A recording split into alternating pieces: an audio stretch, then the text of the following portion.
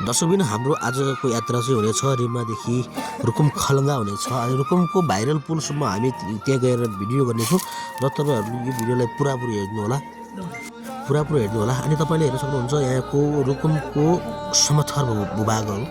अनि यो बाटो अत्यधिक हाम्रो राप्ती राजमार्गभन्दा पनि यहाँको सहायक बाटो नै थाकिलो देख्छु। दुईवटै बस यो हाइवेबाट चाहिँ क्रस गर्ने सम्भावना देखिन्छ। यति विकास निकास भएको ठाउँ हो। अत्यधिक रमणीय स्थल यो रुकुमको खलङ्गाको फेदमा पुगिसकेका छौँ। अब चाहिँ हामी खलङ्गा बजार पुग्नलाई थोरै टाइम रहेको छ।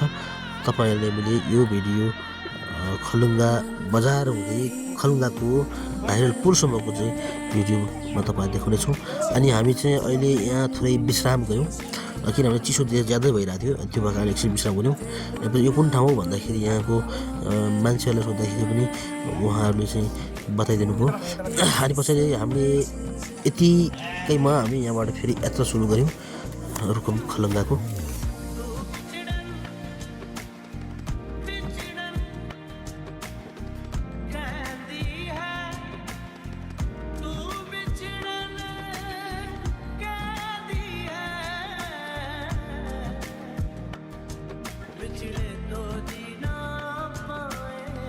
दर्शकबिन तपाईँहरूले देख्न सक्नुहुनेछ यो जो माथिको जो अग्ला जो लेखहरू छन् नि पहाडहरू छन् यो चाहिँ रुकुम खलङ्गादेखि अलिक माथिको टाफो चाहिँ भन्न मिल्यो।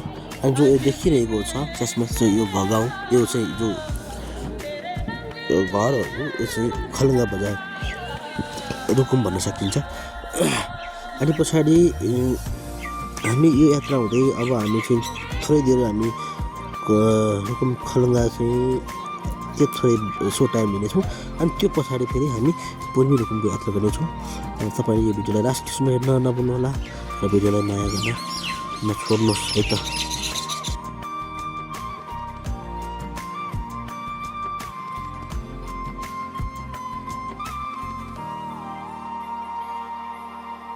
साथ साथ चलते चलते हाथ छूट जाएंगे, ऐसी राहों में मिलो ना। बातें बातें करते करते रात कट जाएगी, ऐसी रातों में मिलो ना।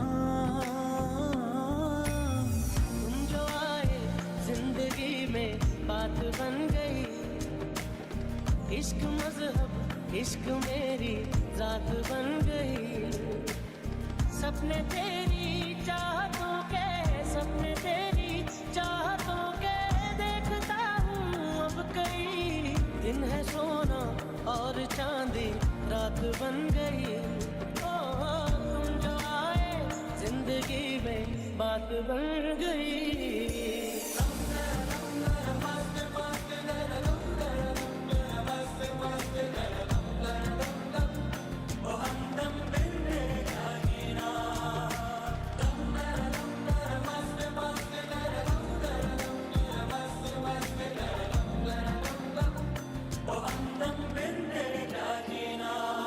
सांसों में तेरी नजदीकियों का इत्र तू घोल दे, घोल दे। मैं ही क्यों इश्क जाहिर करूं, तू भी कभी बोल दे, बोल दे। पी लूं तेरी धीमी धीमी लहरों की छम छम, पी लूं तेरी। हामी फिक्स टाइममा पुगेका थियौँ। रुकुम खलङ्गाको बजारमा पुग्दाखेरि त्यहाँ चाहिँ विद्यार्थीहरूको छुट्टी टाइम भइसकेको थियो र अनि पछाडि विद्यार्थी भाइ बहिनीहरूले चाहिँ मलाई भिडियो बनाउनुमा धेरै हौसला प्रदान गर्नुभयो। एकदम राम्रो मिनी भ्लगर भनेर पनि भन्नुभएको थियो। अत्यधिक माया नै गर्नुभएको थियो। अनि चाहिँ हामी खलङ्गा बजारभित्र पस्यौँ। बिहान बजारमा जाँदाखेरि त्यहाँ मान्छेको घुइँचो थियो, व्यापार बिजनेसको पनि फुल व्यवस्था थियो।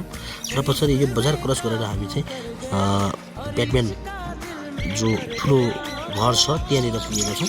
अनि पछाडि त्यहाँ पुगेर हामीले थोरै टाइम लिएर भाइरल पुलको अवलोकन गर्दैछौँ है त।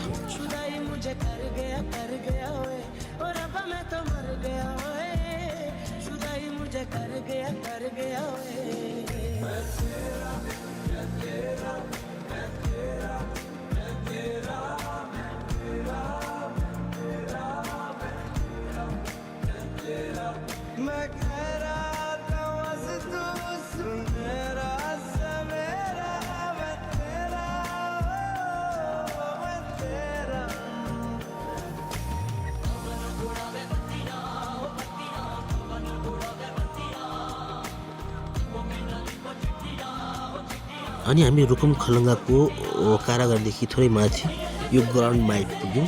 अनि पछाडि यो ग्राउन्डमा आएर हामीले वरपरको भूभागहरूलाई चाहिँ क्यामेरामा क्याच गऱ्यौँ र त्यस पछाडि हामी बाइकलाई चाहिँ यहाँ राखेर हामी चाहिँ त्यो पुलतर्फ लाग्यौँ।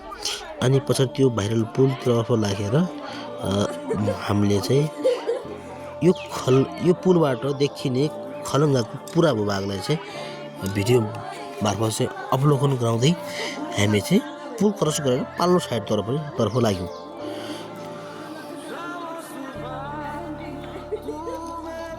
र अनि पछाडि यो पुलमा चाहिँ फोटा भिडियो बनाउने मान्छेको घुइँचो देख्यौँ। अनि पछाडि हामीलाई पनि अलिकता रहर लाग्यो। अनि पछाडि हामीले पनि भिडियो र फोटो खिच्नुपर्छ भन्ने एउटा निर्णय राख्यौँ।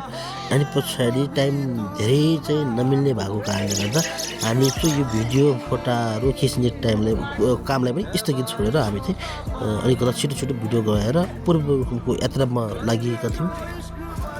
अनि पछाडि हामी चाहिँ बिच पुलमा जाँदाखेरि पुलदेखि मुनि हेर्दाखेरि अत्याधिक अस्नै लाग्ने टाइपको देखियो। अनि मेरो चाहिँ साथमा भतिज विकास पनि यो भिडियोमा चाहिँ देखिन्छु भन्ने एउटा विचार गरिरहेछ। अनि पछाडि यो भिडियोमा उसलाई देखाएको छु। अनि पछाडि मैले यो भिडियोमा थोरै भलाकुसारी गर्दै म चाहिँ यो पुल क्रस गर्दै थिएँ। अनि पछाडि टाइम धेरै नमिल्ने भएको कारणले गर्दा म चाहिँ अलि छिटो अगाडि गएर अनि ब्याक साइड खलङ्गाको भिडियो बनाउन लागेँ। अनि पछाडि हामीलाई टाइम नपुग्ने भएको कारणले गर्दा हामी चाहिँ छिटो यहाँ भिडियो बनाएर पूर्व रुकुमको यात्रा गर्न थाल्यौँ।